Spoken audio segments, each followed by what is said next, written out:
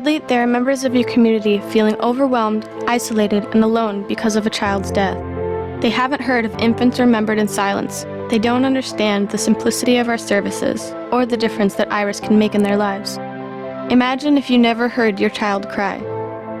Imagine if the only ring your daughter ever wore was a gift from Iris. Imagine if people could only meet your son in a funeral home.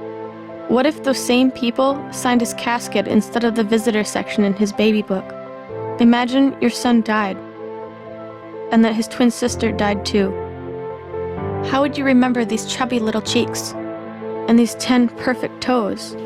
I don't think we would be where we are today without Iris. And I don't think I would have honestly made it through.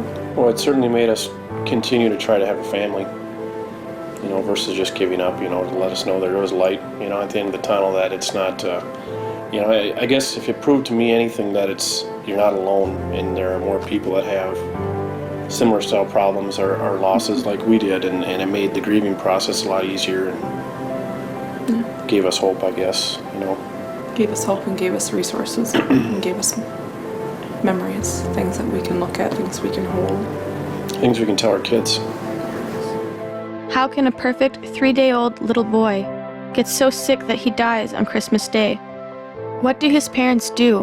Where do they turn for help? Imagine your healthy 8-week-old son dies from SIDS. As your son dies from cancer, what would be the last thing you would say to him? How would you let him go?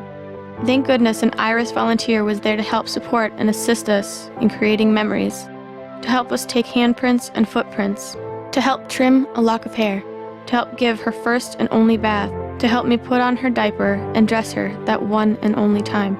Iris is just an amazing organization that helps people like us.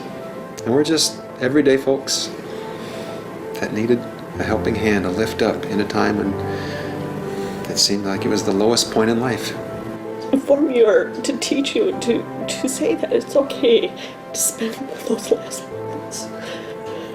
We know so many people that have gone through this prior to us that it was almost a no-no to touch your little child, even though he or she isn't alive.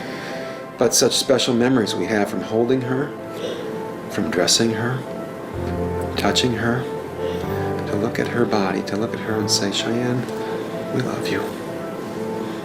Thank you, Iris.